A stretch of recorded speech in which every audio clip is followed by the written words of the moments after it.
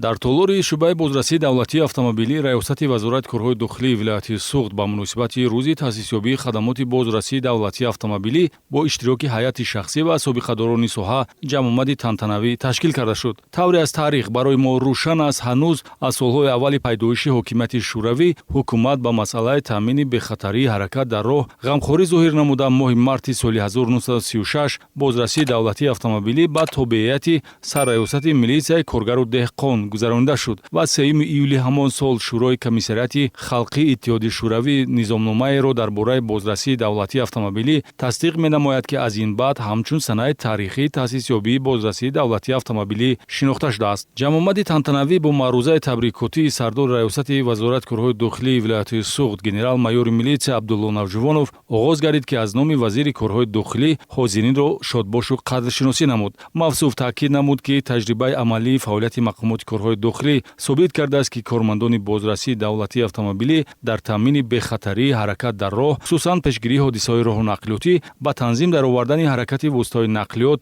ва пиёдагардон, ба қайдгирии воситаҳои нақлиёт, додани шаҳодатномаи ронандагӣ ва дигар вазифаҳо саҳм дошта, мақомоти ягонаест, ки идоракунии давлатиро дар соҳаи бехатарии ҳаракат дар роҳ амалӣ мегардонад. Дар идомаи чорабинӣ сардори шӯъбаи бозрасии давлатии автомобилӣ дар вилояти Суғд полковники милитсия Суҳроб Қурбонзода аз таърихи бозрасии давлатии автомобилӣ ёдоварӣ намуда, оиди пайдоиши аввалин аломат ва қоидаҳои ҳаракат дар роҳ, фаъолияти шабонарӯзӣ, саҳми бозрасон дар риоя ва таъмини тартибот дар роҳҳои нақлиётгарди вилоят ба ҳозирин маълумот дод. ҳамчунин вобаста ба дастгириҳои доимии ҳукумати ҷумҳурии Тоҷикистон ва роҳбарияти вазорати корҳои дохилӣ ҷиҳати таъминоти моддии техникӣ, таъмин намудан бо нақлиёти хизматӣ то технологияи муосири хизматиро зикр намуда, ба собиқадорони соҳа сипосмандӣ барои гузоштани асоси фаъолият, тарбияи кадрҳои ҷавон, ташкили пояҳои бунёдии хадамоти бозрасии давлатии автомобилиро баён дошт. Аз кормандони феълӣ даъват ба амал овард, ки бо масъулияти баланд ва интизоми намунавӣ фаъолияти худро пеш бурда, анъанаҳои хизматиро